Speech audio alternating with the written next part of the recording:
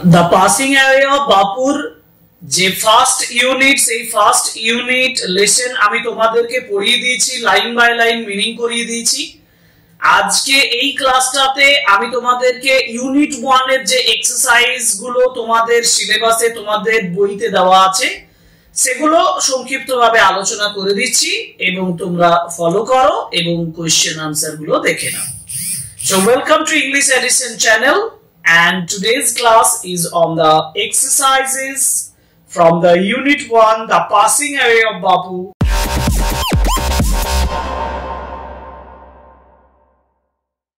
Comprehension exercise এর প্রথম যে কোশ্চেন সেটা তোমাদেরকে বলেছে, দেখো যে চুজ দ্য কারেক্ট অল্টারনেটিভ, অর্থাৎ সঠিক অল্টারনেটিভ, সঠিক উত্তরটি to complete the following sentence. এই সেন্টেন্সটিকে কমপ্লিট করার জন্য তুমি কারেক্ট অল্টারনেটিভটাকে বেছে নাও। ফার্স্ট কোশ্চেনে যাই। Gandhiji had been shot on his way two. আমার যতদূর সম্ভব মনে পড়ছে, আর তোমাদের যদি মেমোরি পাওয়ার খুব স্ট্রং থাকে, দুর্বল থাকলেও তুমি বলে দেবে যে Gandhiji had been shot on his way to the prayer meeting. সুতরাং option 3 prayer meeting is the right answer. Next question যাব, question number B. The author came to know, author জেনেছিলেন, কেম টু নো অফ গান্ধীজি's death by, অর্থাৎ author গান্ধীজির যে মৃত্যুটা, সেই মৃত্যুটা শুনেছিলেন কিসের মাধ্যমে? এখানে বলা আছে letter, a telephone call, a telegram, a public broadcast. The right answer is a telephone call. এটার জন্য টেক্সট দেখার প্রয়োজন নেই, তোমরা টেক্সট দেখে নাও। রাইট আনসার হচ্ছে টেলিফোন কল, কারণ নয়নতারা সেখান নিজে বলছে যে তিনি যখন ইভিনিং এ চা পান করছিলেন, when she was having tea in the evening, at that time by an urgent telephone call she was informed that Gandhiji had been shot on his way to the prayer meeting. Okay, সুতরাং চলো পরের যে page, মানে পরের যে question সেটাতে চলে যাই। অলরেডি দেখো কম্প্রিহেনশন এক্সারসাইজ এটাই আমরা আলোচনা করলাম। নেক্সট পেজে যাব। হ্যাঁ, সি, কোশ্চেন নাম্বার সি তে আছে when one is faced with the shock of a loved one's death, যখন একজন প্রিয়জনের মৃত্যুর শক পায়, one whimpers, laughs, claps না shouts। এখন এইখানটা একটু বোঝার আছে। দেখো যে shouts মানে চিৎকার করা, claps মানে হাততালি দেওয়া, লাভস হচ্ছে হাসি ঠাট্টা করা, হুইম্পার্স মানে যথেষ্ট দুঃখ প্রকাশ করা এবং কান্নাকাটি করা সুরেলা ভাবে। এবং right answer is option A, whimpers, অর্থাৎ one whimpers when one is faced with the shock of a loved one's death। পরের কোশ্চেন হচ্ছে fill in the chart with the information from the text। আমার কথা হলো তোমরা যে টেক্সটটা পড়েছো, ইউনিট 1টা তোমরা তো পড়েছো, এই ইউনিট 1 এর যে টেক্সট, এই টেক্সট থেকে তোমাকে এই ইনফরমেশন গুলো নিয়ে লিখতে হবে। যেমন date on which Gandhiji was shot dead, যেমন যে ডেটে, ডেট অন হুইচ যার উপরে, the date on which Gandhiji was shot, গান্ধীজিকে যে ডেটে মারা হয়েছিল সেটা কোন ডেট। আচ্ছা, আমরা এটার জন্য কি করব, আমরা একটু টেক্সটে ব্যাক করব। হ্যাঁ, টেক্সটে ব্যাক করলেই বুঝতে পারবো।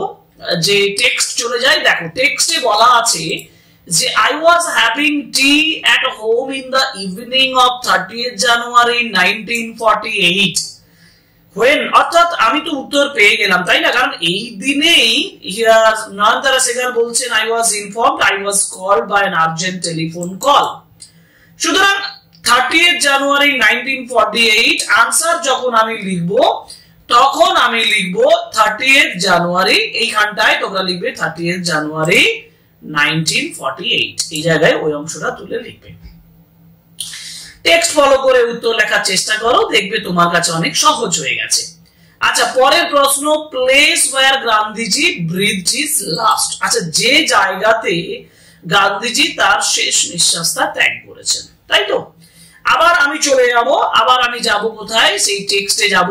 দেখো বলা হয়েছে যে at Birla House Gandhiji's relatives and followers are gathered round his body. R Gandhiji had been sought on his way to the prayer meeting. এখন এইটা হচ্ছে কনফিউশনের একটা জায়গা যে গান্ধীজিকে তাহলে লাস্ট ব্রিথটা শেষ নিঃশ্বাসটা ত্যাগ করছেন কোথায়। আমি যদি এখানে লিখে দিই না যে on his way to the prayer meeting, এটাও হবে on his way to the prayer meeting. আবার এই যে বলছে বিড়লা হাউস, এই বিড়লা হাউসের কথাটা বললেও হবে। অতএব এটা নিয়ে ভাবনা চিন্তার কিছু কারণ নেই। নেক্সট ইয়েতে চলে যাব।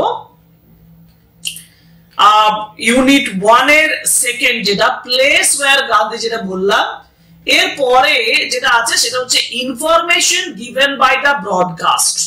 তো ইনফরমেশনটা যেটা দেওয়া হচ্ছে সেই ইনফরমেশনটা কি দেখা যাক। টেক্সট ফলো করি। এখানে কি আছে, এখানে ব্রডকাস্টের কথাটা এই পেজে আছে। দেখো ব্রডকাস্টের কথাটা আমি তুলে দিচ্ছি যে what will become, এখানটায় নয়, it was announced that the people were clamored, they jostled, no এখানটায় নেই। এই যে দেখো we listen to the broadcast telling the people of India that their Bapu was no more। অতএব আমি কি করব, আমি করব কি এই অংশটা লিখব যে their Bapu was no more, telling that their Bapu was no more, তাই না? তাহলে আমি লিখব কি ওখানে, আমি লিখব their Bapu was no more। কোথায় বলেছিলাম? ইউনিট এইখানে দেখো যে এখানে লিখব information given by the broadcast, আমি লিখব that their Bapu was no more। ওকে ওকে আচ্ছা, এর পরের অংশটা আরো ইম্পর্টেন্ট, যেখানে বলেছে state whether the following statements are true or false, provide sentences, phrases, words in support of your answer।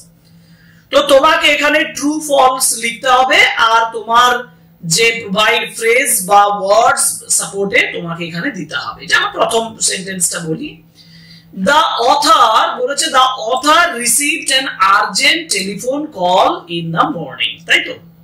মানে অথর একটা আর্জেন্ট টেলিফোন কল পাচ্ছেন ইন দ্য মর্নিং। দেখবে লেখা আছে যে when I was having tea in the evening, অতএব evening বলা আছে, এটা আমি লিখব ফলস। এবং ওই সেন্টেন্সে যেখানে লেখা আছে I was having tea in the evening of the 30th January 1948, ওই সেন্টেন্সটা তোমরা এখানে সাপোর্টিং স্টেটমেন্ট হিসাবে দিয়ে দেবে। ওকে, পরের প্রশ্ন আছে people attempted to break into the house, people চেষ্টা করছিল, মানুষ চেষ্টা করেছিল পুরো বাড়িটাকে মানে বিড়লা হাউসে ভেঙে ঢোকার জন্য। দেখবে লেখা আছে যে they jostled one another in a stampede to break into the house।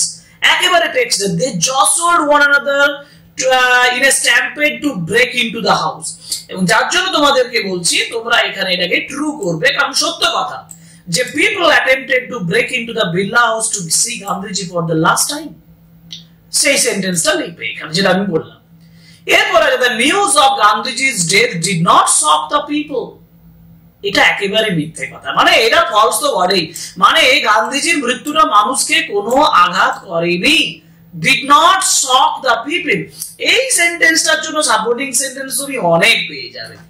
আচ্ছা, সাপোর্টিং সেন্টেন্স খুঁজবো, চলো এখানে দেখবে যে there was an unnatural silence, it was as if time stood still for a few minutes, এটা করা যাবে। sad groups of men and women had collected around Birla House, এটা করা যাবে, তাই না? out of every window one could see a brown blur of faces, এগুলো।